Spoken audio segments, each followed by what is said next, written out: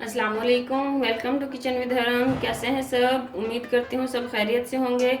तो आज हम रमज़ान स्पेशल में बना रहे हैं मूंग की दाल के पकौड़े। ये बहुत ही मज़े के होते हैं, क्रिस्पी क्रंची से। तो चलें जल्दी से शुरू कर लेते हैं। यहाँ पे हमने मूंग की दाल ली है, इसे हमने भिगो दिया था 10-12 घंटे के लिए। हमने बगैर छिलके के दाल ली है। आप अगर चाहें तो छिलके वाली यूज़ करना चाहें तो आप छिलके वाली भी यूज़ कर सकते हैं, कोई मसला नहीं है इसमें। अब इसे हम पीस लेंगे। दाल को पीसने के लिए जो है हम जग का यूज़ करेंगे, ब्लेंडर जग जो होता है जिसमें हम जूस मिल्क शेक वगैरह बनाते हैं। इसमें हल्का सा हमने पानी रखा है ताकि दाल को पीसने में आसानी हो जाए, क्योंकि अगर सारा पानी इसका हम बिल्कुल खुश्क कर देंगे, इसको ड्रेन कर देंगे तो फिर ये पीसेगी नहीं। और इसे बहुत ज़्यादा बारीक भी नहीं हम पीसेंगे, हल्का दरदरा सा इसको पीसेंगे। दाल को हमने पीस लिया, ये देखें। इसे बाउल के अंदर निकाल लेंगे। दाल को बाउल के अंदर निकाल लिया। अब इसके अंदर हम कुछ मसाले डालेंगे।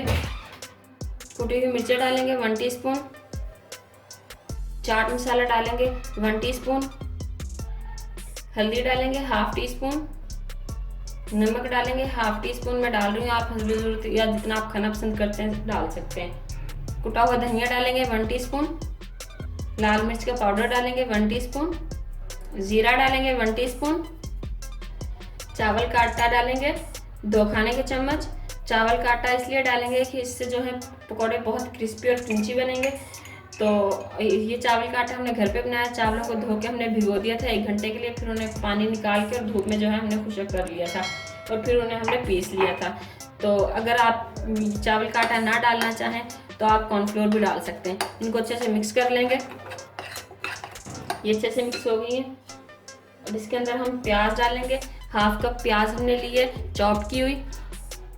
1 आलू हमने लिया, इसका छिलका हमने उतार लिया, बारीक बारीक काट के डालेंगे। आलू हमने डाल दिया।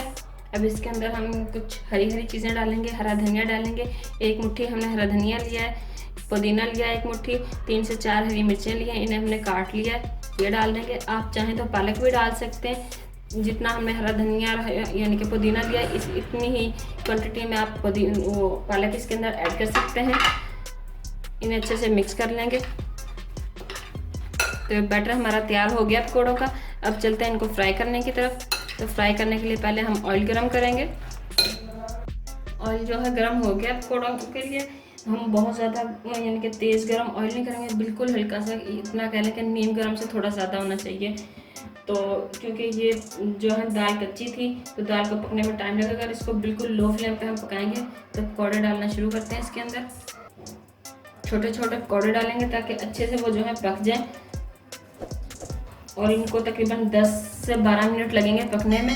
इतने टाइम से पहले ये नहीं पकेंगे। अगर आप जल्दी जल्दी पकाएंगे, तेज़ फ्लेम पे पकाएंगे इनको, तो ये अंदर से कच्चे रह जाएंगे।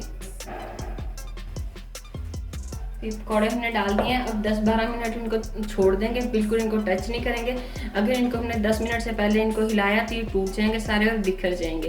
तो इसलिए 10 से 12 मिनट इनको ऐसे ही छोड़ देंगे, बिल्कुल हल्की फ्लेम पे। इतनी देर तक आप कुछ और काम कर लें अपनी तरीके।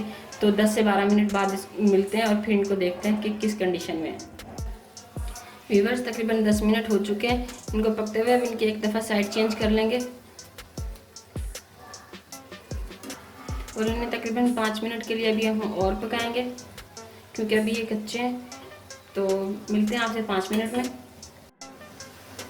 और व्यूअर्स 5 मिनट हो चुके हैं, पकौड़े हमारे अच्छे से फ्राई हो चुके हैं। ये देखें कितने ज़बरदस्त ये बने और कितने क्रंची क्रंची हैं। तो इन्हें अब हम निकाल लेंगे और बाकी जो रह गए उन्हें ऐसे ही फ्राई कर लेंगे। सारे फ्राई कर लें, फिर हम आपसे मिलते हैं। तो ये देखें व्यूअर्स तैयार है हमारी मूंग की दाल के क्रिस्पी क्रिस्पी पकौड़े। बहुत ही ज़बरदस्त ये बने हैं, बहुत ही क्रिस्पी बने हैं और बहुत ही मज़े के। मैं आपके साथ श्योर हूँ कि अगर आप इनको ट्राई करेंगे तो आप बेसन के पकौड़े जो हैं वो भूल जाएंगे। तो अगर आपको हमारी आज की वीडियो पसंद आए तो इसे लाइक कीजिएगा, और अगर आपने हमारे चैनल को सब्सक्राइब नहीं किया तो इसे सब्सक्राइब कर लें और बेल आइकन को लाजमी प्रेस करें ताकि आपको हमारी न्यू आने वाली वीडियो सबसे पहले फ्री में देखने को मिल सके। अल्लाह हाफिज़।